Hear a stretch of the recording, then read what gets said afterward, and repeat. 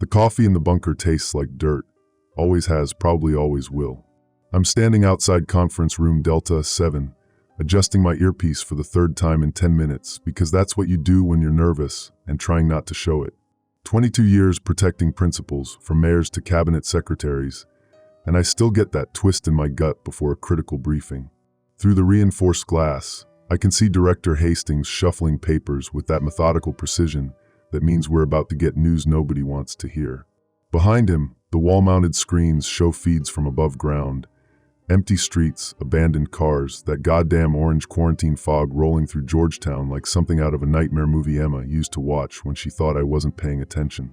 My phone buzzes against my chest pocket. Text from my ex-wife Sarah. "Nathan, call me. Please. It's about Danny. Not now. Can't deal with whatever custody drama she's cooking up. Not when we're 40 feet underground and the world's ending upstairs." Sarah always picks the worst times, like when I was working protection detail for the education secretary, and she decided that was the perfect moment to discuss Danny's soccer schedule. The woman has timing like a broken clock. Hastings waves us in. There's maybe 12 of us left in the service's emergency operations unit. Everyone else got evacuated with the second wave, or they're dead, or they're worse than dead. I take my usual spot against the back wall because old habits die hard, even when democracy might be dying harder. "Gentlemen, ladies," Hastings starts, and his voice has that gravelly quality it gets when he's been chain-smoking Virginia Slims in his office. Our situation has deteriorated further in the last 6 hours. The main screen flickers to life, showing aerial footage of the National Mall. The Washington Monument looks like a giant middle finger flipping off God, surrounded by what used to be tourists and school groups but are now something else. They move wrong, all jerky and purposeful, like broken marionettes with a mad puppeteer. Hemorrhagic fever virus, designation HF7, has achieved complete saturation in the district core. Hastings continues, clicking to the next slide. CDC estimates 93% infection rate within the quarantine perimeter. Mortality rate among infected, 0%. Agent Martinez, sitting 2 seats ahead of me, makes that clicking sound with his tongue that he does when he's processing something he doesn't want to believe. "Sir, did you say 0% mortality?" "Correct. They don't die, Martinez. They just change."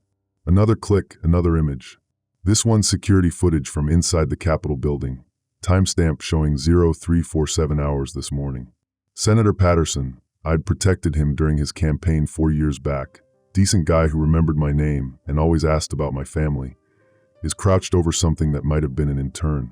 His suit jacket's torn, his usually perfect silver hair is matted with something dark, and when he looks up at the camera, his eyes are solid black.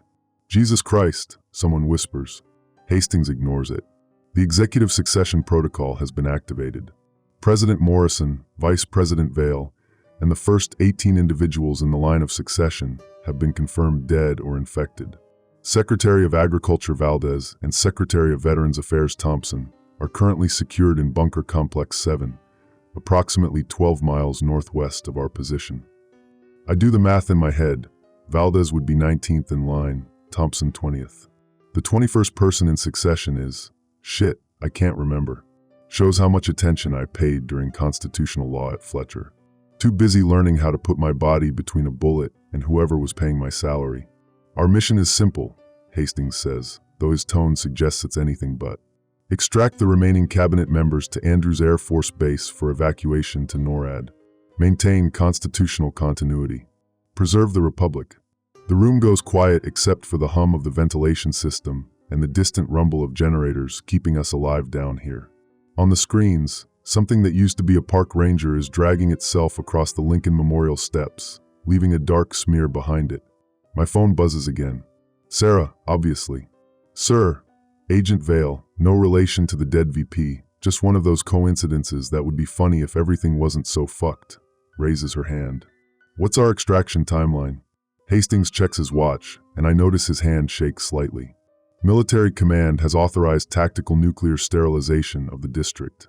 Deployment window begins at 1,400 hours. The room temperature seems to drop 20 degrees. That's 4 hours, Martinez says, like maybe we all forgot how to tell time. Correct. 4 hours to reach Complex 7, extract our principals, and reach Andrews. The burn zone extends from Arlington Cemetery to Anacostia, encompassing the entire federal district. Agent Kowalski, who's been with the service longer than anyone except Hastings himself, clears his throat. Sir, with respect, that's also encompassing about 600,000 American citizens. American citizens who are no longer American citizens, Kowalski. The decision comes from the Joint Chiefs, confirmed by what remains of the National Command Authority. Hastings' voice could cut glass. Our job isn't to question policy. Our job is to execute it. My phone buzzes a third time, and this time it's not a text.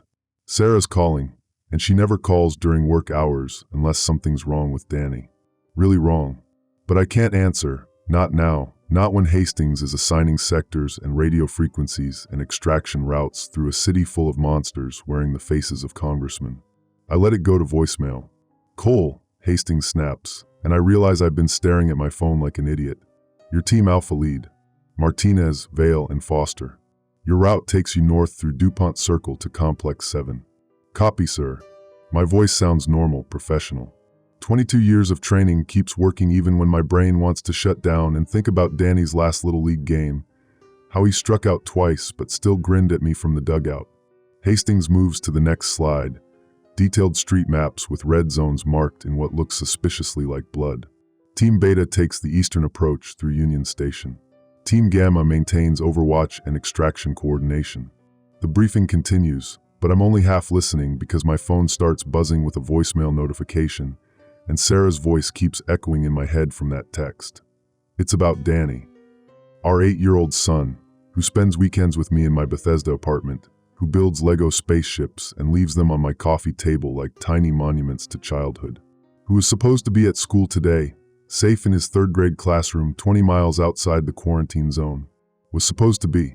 The meeting ends with equipment assignments and final comm checks.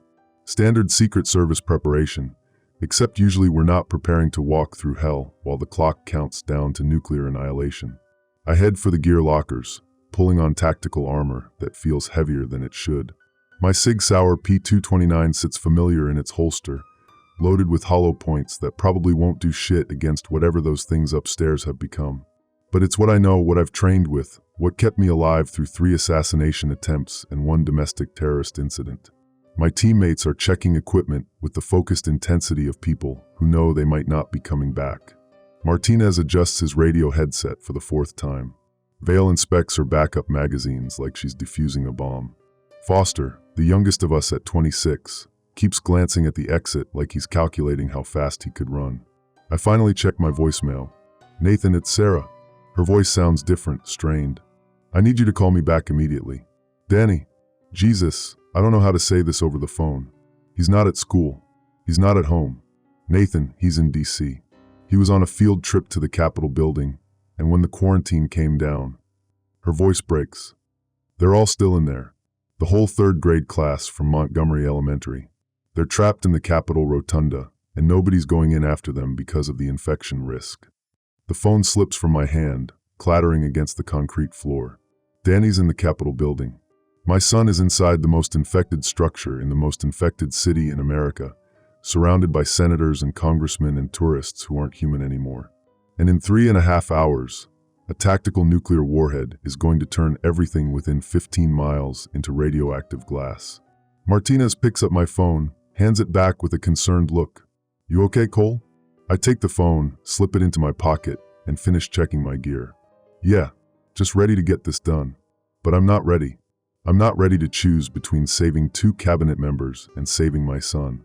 I'm not ready to walk through a city full of horrors knowing that Danny's out there somewhere, probably scared, probably calling for his dad who can't hear him through 40 feet of concrete and federal protocol. Team Alpha, sound off. Hastings calls from across the armory. Cole ready. Martinez ready. Vale ready. Foster ready. We're as ready as 4 people can be to walk into the apocalypse and try to drag democracy out by its throat. The elevator to the surface hums to life, carrying us toward whatever's left of the world above. The elevator doors open onto what used to be the basement of the Federal Trade Commission building, and the smell hits first, copper and rot and something sweet that makes my stomach lurch. Emergency lighting casts everything in that sick orange glow that reminds me of pumpkins and Halloween, except Danny won't be trick-or-treating this year because he might not make it to November. Stop. Focus. Mission first, personal second. That's what they taught us at Fletcher, what every protective detail reinforces. The principle comes before everything, including your own family. Except now Danny is my principal, whether the service recognizes it or not. Martinez takes point as we move through the basement corridors, our footsteps echoing off concrete walls covered in pipes and electrical conduits. I've been in this building maybe 50 times for security briefings, but it feels different now, like the architecture itself has gone wrong, walls pressing closer than they should. Contact front, Martinez whispers into his radio, and we all freeze. Through the reinforced glass of the emergency exit, I can see what used to be a DC Metro police officer. She's still wearing her uniform, badge glinting under the emergency lighting, but she's moving wrong. Head tilted at an angle that should have snapped her neck, arms swinging too loose at her sides. Her face. Christ, her face looks like raw hamburger with eyes. Assessment? I whisper, though training has me cataloging details automatically. Female, approximately 5 feet 6 inches, Caucasian. Infected status confirmed by the black veins visible under her skin and the complete absence of normal human movement patterns. She hasn't noticed us, Vale reports, checking the sight lines through her scope. But there's more movement in the courtyard. At least 6, maybe 10. Foster's breathing sounds too loud in his headset. How are we supposed to get through that? I'm wondering the same thing, but Team Alpha lead means projecting confidence even when you're scared shitless. We follow the mission plan. Suppressed weapons only. Avoid unnecessary engagement. Our job is extraction, not elimination. Martinez nods, adjusting his suppressor with practiced efficiency. Copy. What's our route to DuPont Circle? I pull out the tactical map, spreading it against the wall while keeping one eye on the infected cop outside. Northwest on K Street to Connecticut Avenue, then north to the Circle. Should be approximately 40 minutes at normal pace. Nothing about this pace is going to be normal, Foster mutters. He's right, but admitting that won't help team morale. Instead, I fold the map and check my watch. 10:47 a.m. 3 hours and 13 minutes until nuclear sterilization. Enough time to reach Complex 7, extract Secretaries Valdez and Thompson, and get to Andrews. Not enough time to detour to the Capitol building. The infected cop outside turns slowly, like she heard something we didn't. Her head keeps rotating past where a normal human would stop, completing almost a full circle before focusing on our position. For a moment, our eyes meet through the reinforced glass, and I see something that might be recognition flicker across her ruined features. Then she opens her mouth and screams. It's not a human sound, more like feedback from a broken PA system mixed with the whistle of steam escaping a pressure valve. Every infected thing in the courtyard turns toward our building, and suddenly there are too many to count, all converging on the emergency exit with that same jerky, purposeful movement. We're blown, Martinez reports, switching to full auto on his MP5. Requesting permission to engage. The glass starts cracking under the weight of bodies pressing against it. Through the spider web of fractures, I can see faces that used to belong to office workers and tourists and maybe a few senators, all staring at us with solid black eyes. Engage, I order, because Team Alpha lead means making the hard calls. Martinez opens up first, his suppressed MP5 chattering through a full magazine. The closest infected drop, but more keep coming, climbing over their fallen companions like they're obstacles, not corpses. Vale adds her fire from the left flank, precise 3-round bursts that drop targets with mechanical efficiency. Foster empties his magazine in one long burst, panic firing into the mass of bodies. They're not stopping. Why aren't they stopping? Because they're not alive anymore, I want to tell him. Because whatever HF7 does to human physiology, it doesn't include recognizing when you should be dead. But I don't have time for training lectures. The glass finally gives way, and infected pour through the opening like water through a broken dam. The first one through takes Martinez's fire center mass and keeps coming, black blood spraying from its chest cavity as it lunges for his throat. I put 2 rounds in its head, and it finally drops. Headshots only. I shout over the gunfire. Center mass won't stop them. My SIG bucks in my hands as I work through my magazine, each shot careful and controlled despite the chaos. 14 rounds, 14 headshots, 14 infected that won't be getting back up. But there are more behind them, and more behind those, and our ammunition isn't infinite. Vale's voice crackles through the comm. Exit route compromised. We need alternate extraction. I scan the basement, looking for options. There's a maintenance tunnel in the northwest corner that should connect to the city's utility system, but I've never used it and have no idea where it leads. There's also a service elevator that might still be operational, assuming the building's power grid hasn't been compromised. Maintenance tunnel, I decide, because sometimes leadership means picking the best of several shitty options. Martinez, Foster, cover our withdrawal. Vale, you're on point. We move as a unit, laying down suppressing fire while backing toward the tunnel entrance. The infected keep coming through the broken glass, more and more of them, like the entire downtown core, decided to converge on our position. Foster stumbles, his boot catching on a piece of debris, and something that used to be a businessman in a blood-soaked suit jacket lunges for him.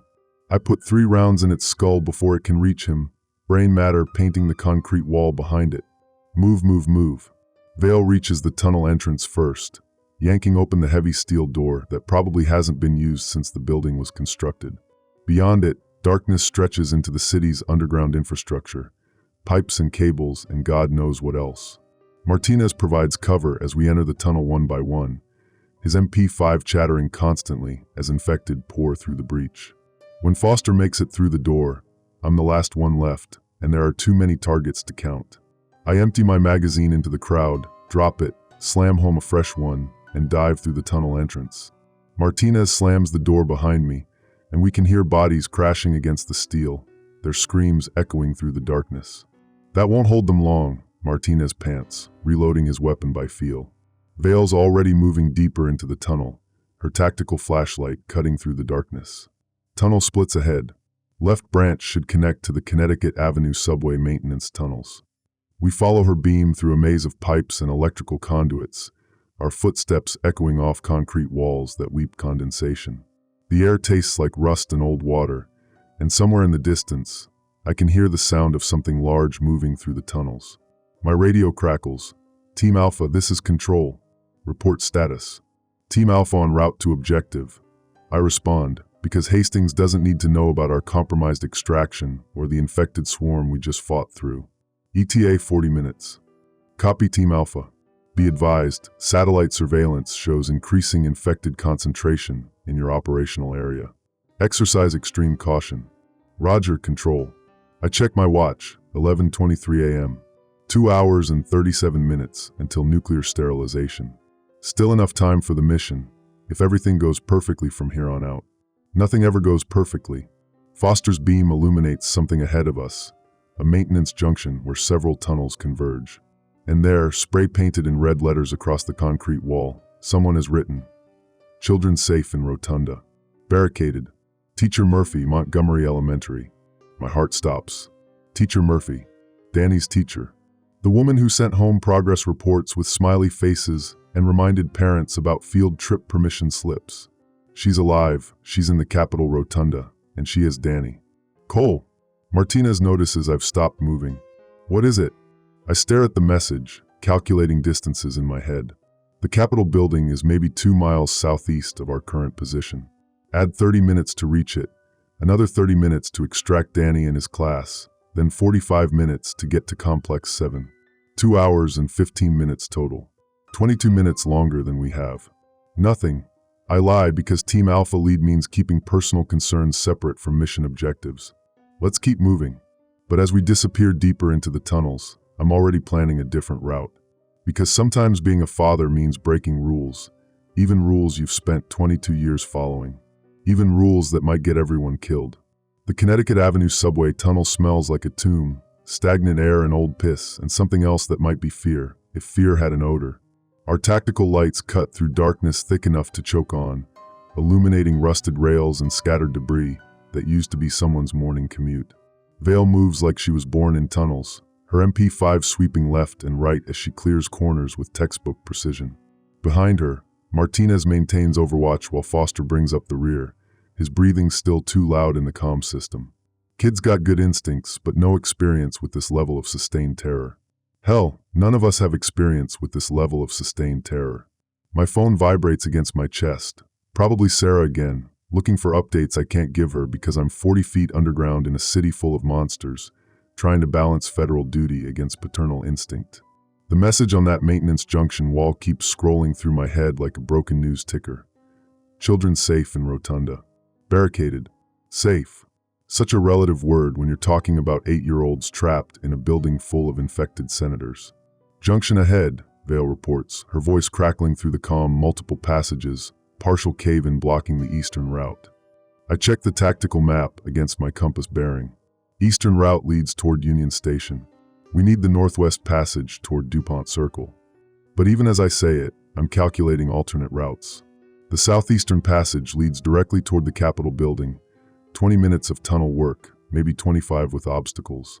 Danny's so close I could almost reach out and touch him, if concrete walls and federal protocol and 2 miles of infected city weren't in the way. Foster's light illuminates something scratched into the tunnel wall. Day 3, still hearing voices from above. Not human voices. J. Martinez, Metro Transit. That's not me, Martinez clarifies, noticing our attention. Different Martinez. Probably Jose from track maintenance. Probably dead Jose from track maintenance. Foster adds with the kind of gallows humor that keeps you functional when everything's falling apart. Vale's already moving through the junction, checking each tunnel mouth for threats. Northwest passage is clear for approximately 50 meters. After that, she pauses, listening to something we can't hear. Movement. Significant movement. I strain my ears and catch it, a rhythmic scraping sound, like something being dragged across concrete. Getting closer. Positions, I whisper, and we spread into tactical formation with overlapping fields of fire. Vale takes the tunnel mouth, Martinez covers the rear approach, Foster watches our flanks, and I maintain command oversight from the center.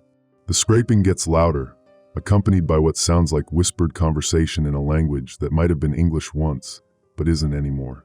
My SIG feels solid in my hands, loaded with hollow points that work perfectly on infected skulls, but won't do shit against the knowledge that Danny's trapped 2 miles away while I follow orders.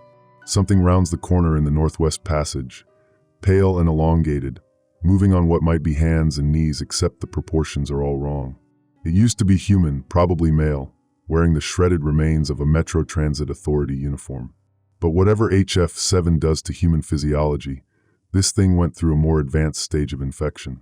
Its head turns toward our position, and I see eyes like black marbles set in a face that's been stretched like taffy. When it opens its mouth, the sound that comes out isn't quite words and isn't quite screaming. Vale puts 2 rounds center mass, then adjusts for a headshot when the body hits. Don't slow it down. The thing drops, black blood pooling under its distorted skull. Contact neutralized, she reports, but her voice has that tight quality that means she's working hard to stay professional. More movement, Martinez warns from the rear. Something big coming through the eastern tunnel. I check my watch, 11:51 a.m. 2 hours and 9 minutes until nuclear sterilization. Enough time to reach Complex 7 if we maintain current pace and encounter no significant resistance. Not enough time to save Danny. The movement in the eastern tunnel resolves into multiple contacts, infected in various stages of transformation, some still recognizably human, others changed in ways that hurt to look at. They move in a coordinated fashion that suggests the virus doesn't just affect individual physiology, but creates some kind of collective intelligence. 12 contacts, eastern approach, Martinez reports. Moving in formation.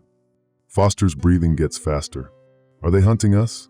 They're hunting something, Vale observes, tracking movement through her scope. Question is whether they know we're here. I'm watching the infected formation when my radio crackles with an unexpected transmission. Federal agents, this is Dr. Elizabeth Warren, Capitol Building Medical Station. Are you receiving? Over. The voice hits me like a physical blow. Not the senator, different Elizabeth Warren, probably a doctor trapped in the building when quarantine came down. But she's transmitting from the Capitol, which means communications are still functional inside, which means Danny might be able to hear radio traffic. Team Alpha copies, Dr. Warren, I respond, ignoring the surprised looks from my team. What's your status? I'm with approximately 30 survivors in the Capitol Rotunda, including 24 children from Montgomery Elementary School. We've maintained a secure perimeter for the past 18 hours, but our supplies are running low and the infected are testing our barricades. Montgomery Elementary, Danny's school. My son is on the other end of this radio transmission, probably scared out of his mind, waiting for someone to come save him. Dr. Warren, this is Agent Cole, Secret Service. How many adults do you have with the children? 4 teachers, 2 tour guides, and myself. Agent Cole, we've heard radio chatter about military solutions being implemented. Please tell me someone's coming to extract these kids.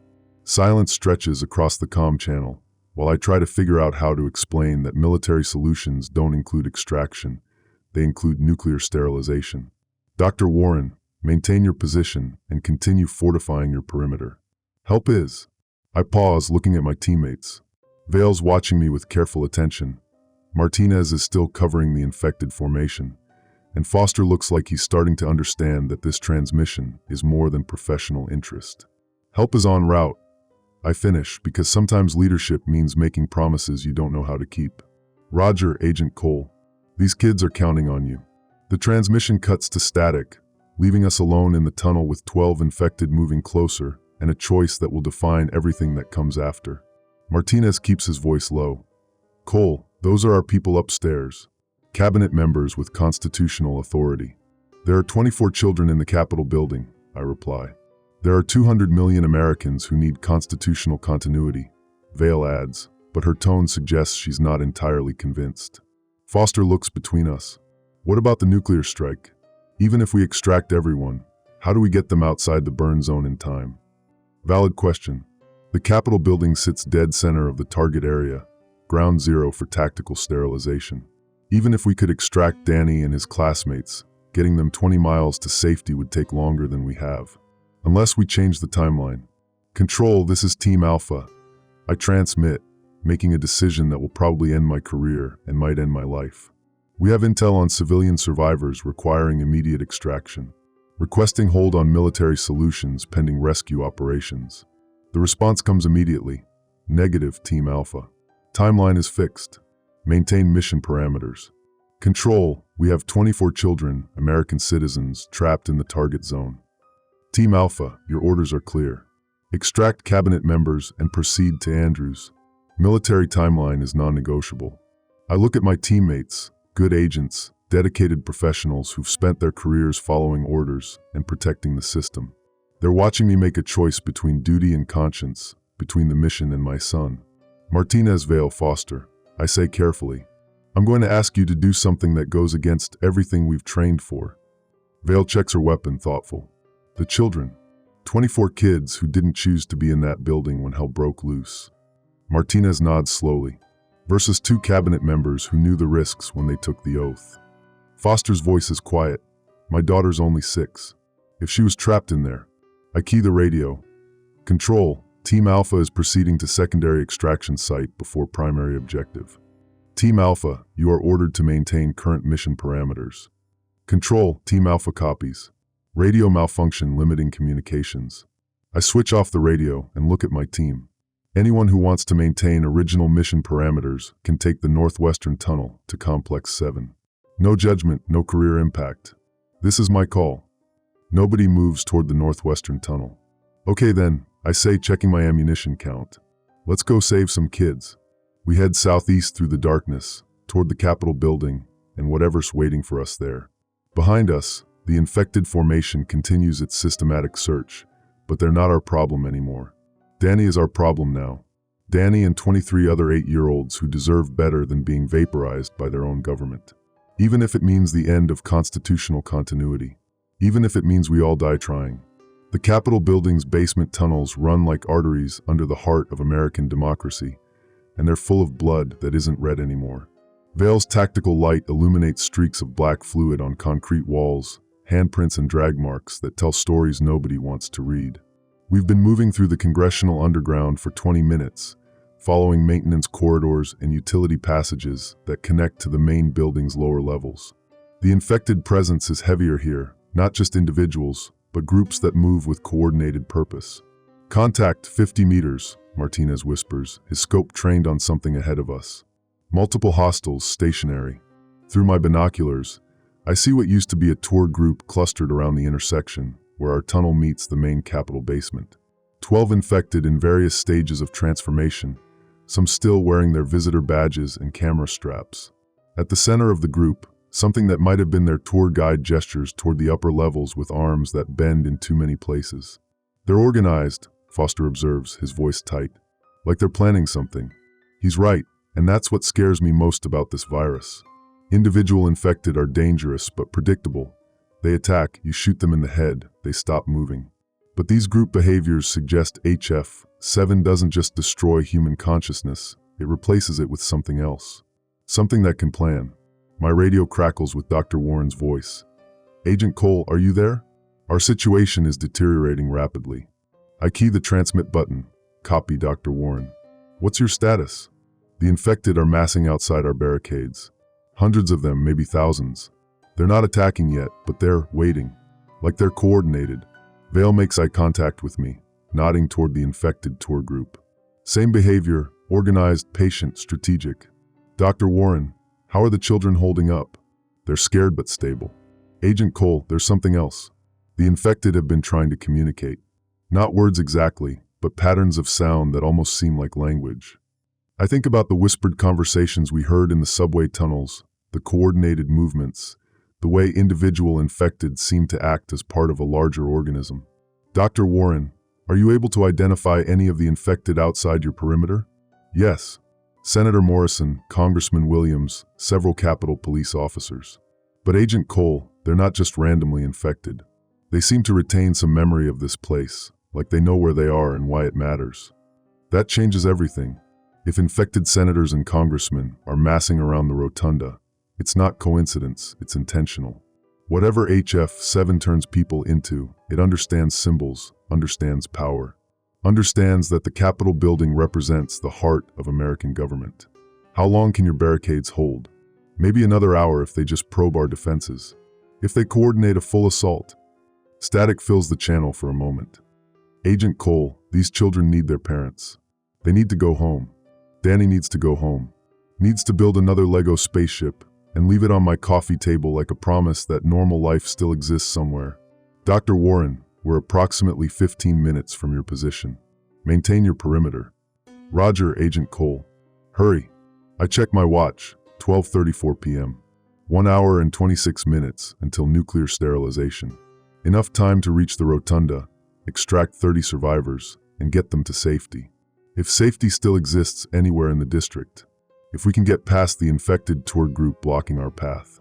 If the coordinated infected around the Capitol don't decide to end their patient siege. Martinez is studying the tactical problem through his scope. 12 hostiles, but they're positioned to cover all approaches. We can't get around them, and engaging will alert every infected thing in the building. Vale nods toward a maintenance shaft above our heads. Ventilation system might provide alternate route. Building schematics show it connects to the main structure at multiple points. I pull out the building plans. Standard Secret Service preparation includes architectural knowledge for every federal facility. The ventilation shaft Vale identified runs north toward the rotunda level, but it's narrow and probably hasn't been cleaned since the Clinton administration. Foster, you're smallest. Can you make that crawl? He looks up at the shaft opening, measuring it against his gear load. Yeah, but I won't be much use if we hit contacts in there. Your job is reconnaissance, not engagement. Get eyes on the rotunda, report back on Dr. Warren's defensive positions and infected concentrations. Foster strips down to essential equipment, sidearm, radio, tactical light, and boosts himself into the ventilation shaft. We listen to his progress through the building's infrastructure, the sound of his movement echoing faintly through steel ducts. Team Alpha, I'm at the first junction. His voice crackles through the comm, multiple branch passages, but one leads directly toward what should be the rotunda level. Copy, Foster. Continue reconnaissance. While Foster conducts his crawlspace survey, I study the infected tour group through binoculars. They've been stationary for the entire time we've been observing them, but their positioning isn't random. They're covering the approaches to the upper levels with overlapping fields of observation, like guards. Like they're protecting something. Martinez adjusts his grip on the MP5. Cole, what if they're not trying to get into the rotunda? What if they're trying to keep something from getting out? Before I can answer, Foster's voice cuts through the comm. Jesus Christ, Cole. You need to see this. Report, Foster. I'm above the rotunda now, looking down through a ventilation grate. Dr. Warren wasn't exaggerating about the infected concentration. There's got to be 500 of them down there, maybe more. But Cole, his voice drops to a whisper. They're arranged in patterns, like formations. And at the center, there's something that used to be Speaker of the House Patterson. He's giving orders. In English. The implications hit me like cold water. If infected retain enough consciousness to communicate and organize, if they maintain some version of their pre-infection identities and knowledge. Foster, can you see the survivors? Yeah, they've got a good defensive position in the center of the rotunda. Looks like they've barricaded themselves behind tour display cases and used the gift shop inventory to reinforce their perimeter. Dr. Warren's got them organized, adults positioned for defense, children sheltered in the middle. Can you identify any of the children? Silence stretches across the comm while Foster adjusts his position. When his voice comes back, it's carefully neutral. Cole, there's a kid down there wearing a red Nationals baseball cap. About 8 years old, brown hair. Danny's hat. The one he wore to his last Little League game. The one he insisted on wearing to the school field trip because it made him feel lucky. That's my son, I say before I can stop myself. The comm goes quiet except for the sound of Foster repositioning in the ventilation shaft. Martinez and Vale look at me with expressions I can't quite read. Surprise, understanding, maybe something that looks like pity. Cole, Martinez says carefully, we need to think about this tactically. I am thinking about it tactically. 30 civilians trapped in a building with 500 infected. Our mission is to protect American lives. Our mission is to extract cabinet members, Vale corrects, but her tone suggests she's not entirely committed to that interpretation anymore. Foster's voice crackles through the comm. Cole, I can see a way in. There's a service corridor that connects to the rotunda at ground level. Looks like it bypasses most of the infected concentration. But we'd be going in blind, and extraction would have to be through the same route. I check my watch, 12:47 p.m. 1 hour and 13 minutes until the nuclear option eliminates every choice we have left. Foster, maintain overwatch. Martinez, Vale, we're going to need a diversion to draw infected away from the service corridor entrance. What kind of diversion? Martinez asks, though his tone suggests he already knows the answer won't be subtle. The kind that gets their attention. I pull a fragmentation grenade from my tactical harness, weighing it in my palm. One grenade, thrown into the middle of the infected tour group, will create enough noise and destruction to pull every infected thing in the building toward our position. It will also announce our presence to every hostile within a quarter-mile radius. Cole, Vale says quietly, that's a one-way ticket. Once we commit to extraction, we won't be able to reach Complex 7. She's right. The diversion will compromise our original mission completely. Secretary Valdez and Secretary Thompson will remain trapped in their bunker while we attempt to extract 30 survivors from the heart of infected territory. But Danny's in that building. My son, wearing his lucky baseball cap, probably asking Teacher Murphy when his dad is coming to get him. Sometimes you have to choose between the mission and what's right. I tell my team, I'm choosing what's right. Martinez checks his ammunition load. How do we get 30 people out of the building and 20 miles beyond the burn zone in 73 minutes? We don't. The answer comes to me with cold clarity.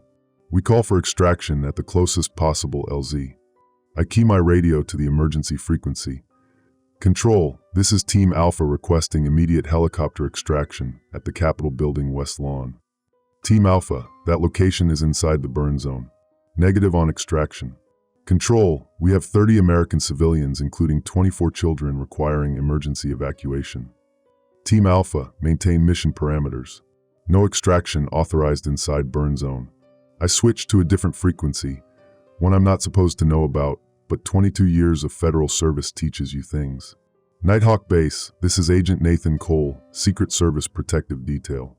I have children trapped in the Capitol building, and I need immediate extraction.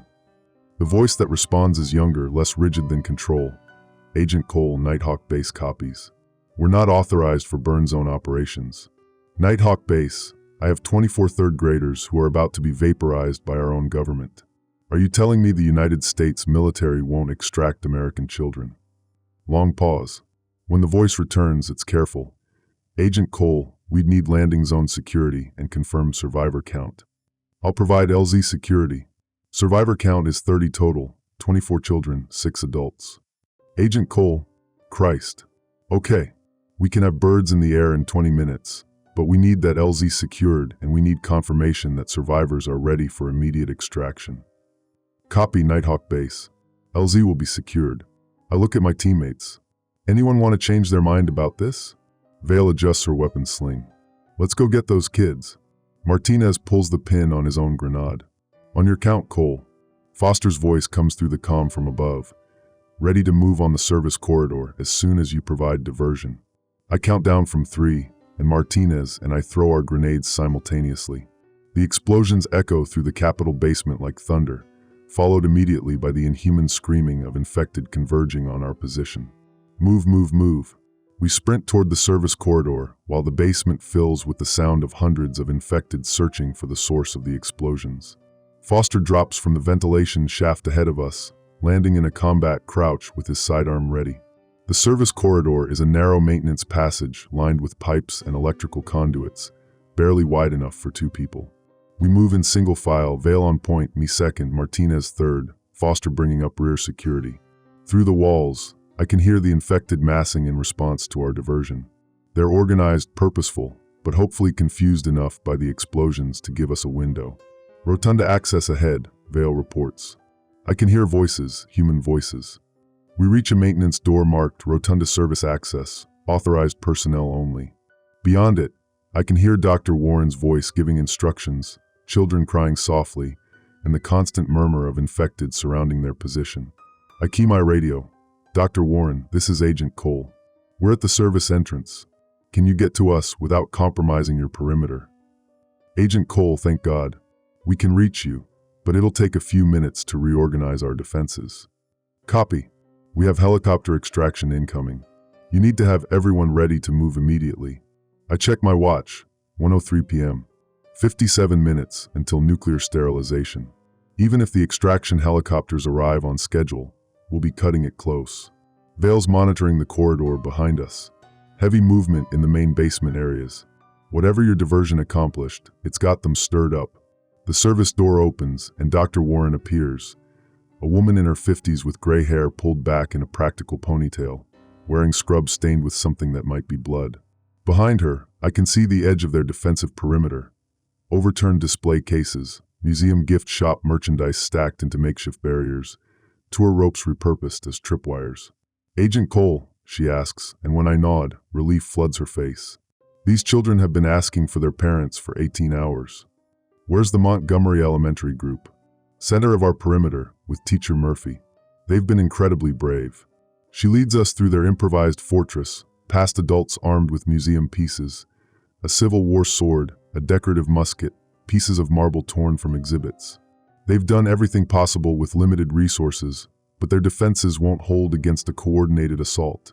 At the center of the rotunda, 24 children sit in a tight circle, most of them clutching backpacks or stuffed animals brought from home. Their faces are streaked with tears and dirt, but they're alive. And there, wearing his red Nationals cap and a Batman t-shirt, is Danny. When he sees me, his face lights up like Christmas morning. Dad! He starts to run toward me, but Teacher Murphy, a woman I recognize from parent conferences, now holding a broken-off piece of display case like a club, catches his arm. Wait for Agent Cole's instructions, Danny. Professional discipline keeps me from running to my son and holding him until the world makes sense again. Instead, I kneel at the edge of their circle, looking at 24 scared 8-year-olds who need me to be the adult in the room. Hi kids, I'm Agent Cole with the Secret Service. We're here to take you home. Danny raises his hand like we're in a classroom. Dad, are the sick people going to hurt us? Before I can answer, Foster's voice cuts through the comm. Contact. Multiple infected approaching the service corridor. They've found our entry route. The sound of gunfire echoes from the direction we came, and the children shrink closer together. Dr. Warren moves to calm them, while Teacher Murphy maintains her protective stance with that piece of marble. Vale appears at my shoulder. Cole, we need to move now. LZ preparation, helicopter extraction, the whole thing. Clock's ticking. I look at Danny, at his classmates, at the adults who've kept them alive through 18 hours of hell. 30 people depending on me to make the right choices in the next 54 minutes. Everyone listen carefully, I announce, switching into command mode. We're going to move together to the west lawn where helicopters will pick us up. Adults form a protective circle around the children. When I say move, we move fast and we stay together. No one gets left behind. Danny looks up at me with 8-year-old trust. Dad, will you carry me? You bet, buddy. Because sometimes being a father means breaking every rule you've ever followed. Sometimes it means choosing 30 lives over constitutional continuity. Sometimes it means betting everything on the belief that protecting children is more important than protecting institutions. Even if it gets you killed trying. The west lawn of the Capitol stretches before us like a killing field. What used to be tourist-friendly green space is now littered with abandoned cars, scattered personal belongings, and dark stains on grass that should be pristine. Overhead, storm clouds gather with the kind of timing that would be poetic if we weren't all about to die. I carry Danny against my chest while Vale leads our group across the open ground, 30 survivors moving in the tightest protective formation 4 agents can manage. Teacher Murphy walks beside me, her improvised weapon replaced by a Sig Sauer I gave her. Figured a woman who's kept 24 kids alive for 18 hours can probably handle a firearm. Helicopter ETA 7 minutes, Foster reports, monitoring the emergency frequency. Behind us, the Capitol building's western facade shows signs of our violent extraction. Broken windows, scorch marks from grenades, and the constant movement of infected shapes pressing against the glass. Martinez maintains rear security, his MP5 trained on the building we just escaped. Movement in every window. They know we're out here. Danny's arms tighten around my neck. Dad, why are all those people sick? How do you explain biological warfare to an 8-year-old? How do you tell your son that the American government is about to drop nuclear fire on the city where he was born? Sometimes bad things happen, buddy, but we're going to get you home safe. Through my earpiece, Foster's voice carries new urgency. Multiple contacts emerging from the building. Estimate 50+ infected, moving in coordinated formation. I turn to see them, senators and congressmen and Capitol police officers, all transformed into something that remembers their authority, but serves a different master now. At their head, the thing that used to be Speaker Patterson moves with predatory grace, its black eyes fixed on our group. Perimeter positions, I order, and my team spreads into defensive formation around the survivors. Vale takes the northern approach, Martinez covers the south, Foster watches the eastern flank, and I maintain central command while carrying my son. The infected advance slowly, deliberately, like they have all the time in the world. They don't. None of us do. I check my watch, 1:29 p.m. 31 minutes until nuclear sterilization. The extraction helicopters better arrive on schedule, or we'll all be vapor in half an hour. Dr. Warren moves among the children, keeping them calm with medical authority and practiced bedside manner. Everyone stay close together. The helicopters will be here soon. But the children can see the infected approaching across the lawn, and 8-year-olds aren't stupid. They know something's wrong when their field trip turns into a nightmare and their parents aren't here to fix it. Contact! Vale opens fire from the northern position, her MP5 chattering through controlled bursts. The nearest infected drops, black blood spraying across the Capitol steps, but more keep coming from the building. Foster joins the engagement from the east, his shots precise and economical. Ammunition status check. I'm down to 4 magazines. 3 magazines, Martinez reports from the south. 2 magazines plus sidearm, Vale adds, reloading with practiced efficiency. I count my remaining ammunition.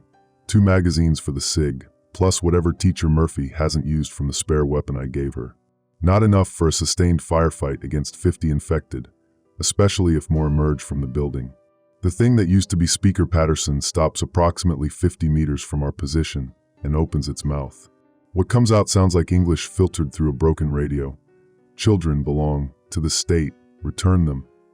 Fuck you, Patterson, I mutter, adjusting Danny's position so I can draw my sidearm if necessary. The infected formation spreads into an assault line, covering our perimeter from 3 directions. They're not mindless anymore. They're tactical, professional, using the same coordination they had in life, but serving a different purpose. Through the emergency frequency, a new voice crackles. Nighthawk 17, approaching LZ. Request smoke for marking. Foster throws a smoke grenade toward the center of our position, and yellow smoke billows across the lawn. LZ marked, Nighthawk 17. Copy smoke. ETA 3 minutes. 3 minutes might as well be 3 hours when you're facing 50 infected congressmen with limited ammunition and 24 children to protect. The infected begin their assault. They move fast, faster than anything human should move, but they maintain formation discipline. No wild charging, no individual heroics. They advance by fire and movement, using abandoned cars and monument features for cover. Vale engages the northern group, dropping 2 infected with headshots before falling back to secondary position. Northern approach compromised. moving to fallback. Martinez maintains suppressive fire on the southern assault, but I can see him counting rounds in his head. Southern group advancing through the monument area. I need support. Foster shifts to assist Martinez while I maintain overwatch, Danny still pressed against my chest. Through his small body, I can feel his heart beating rabbit fast against my tactical vest. The infected that used to be Speaker Patterson advances directly toward our center, moving with inhuman speed, but retaining enough humanity to speak. Agent Cole, surrender the children, they belong to us now.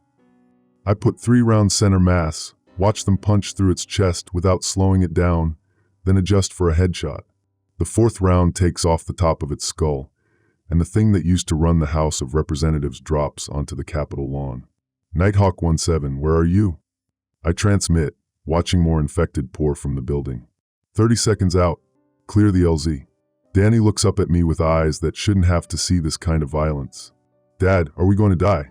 Before I can answer, the sound of rotor blades cuts through the gunfire. 2 60 Black Hawks appear over the tree-line, approaching fast and low. Door gunners open up with M240 machine guns, raking the infected positions with sustained automatic fire. LZ is hot, the lead pilot transmits. We're taking fire from the building. More infected emerge from the Capitol's broken windows. Not just representatives and staff, but what looks like an entire tourist group that got trapped during the initial outbreak. They move with coordinated purpose toward the landing zone. Children first. I shout to Dr. Warren and Teacher Murphy. Get them to the helicopters. The Black Hawks touch down simultaneously, their rotors kicking up debris and yellow smoke from Foster's marking grenade. Crew chiefs jump out to assist with loading, while door gunners maintain suppressive fire on the advancing infected. Teacher Murphy leads her class toward the nearest helicopter, counting heads like she's done 1,000 times on normal field trips. Stay together. Hold hands. Everyone to the helicopter. Danny looks at me. Are you coming, Dad? Right behind you, buddy. Go with Mrs. Murphy. I watch my son run toward salvation while maintaining security overwatch. The infected are regrouping for another assault, and our ammunition situation is critical, but the helicopters are here and the children are moving to safety. Vale falls back to the LZ, nearly out of ammunition. Last magazine, Cole. Same here, Martinez reports, his MP5 clicking empty. Foster has switched to his sidearm, covering the children as they board the helicopters. Nighthawk 17, how long for loading? 2 minutes, the crew chief responds, lifting children into the aircraft with practiced efficiency. I check my watch, 1:37 p.m. 23 minutes until nuclear sterilization. The infected mass for a final assault, hundreds of them now emerging from every exit of the Capitol building. Former senators, representatives, staff members, tourists, all moving with collective purpose toward the helicopter LZ. Nighthawk 17, you need to go now. I transmit. Leave us and get the children out. Negative, Agent Cole. No one gets left behind. But the math is simple. 2 helicopters, 30 survivors, 23 minutes to clear a blast zone that extends 20 miles in every direction. Even if we all make it aboard, there isn't enough time to reach safety before the nuclear option eliminates every choice we have left. Danny appears at the helicopter door, looking back toward me. Dad, come on. Teacher Murphy has her hands on his shoulders, ready to lift him into the aircraft, but he's fighting to get back to me. That's when I understand what I have to do. Martinez, Vale, Foster. I call out over the rotor noise. Get to the helicopters now.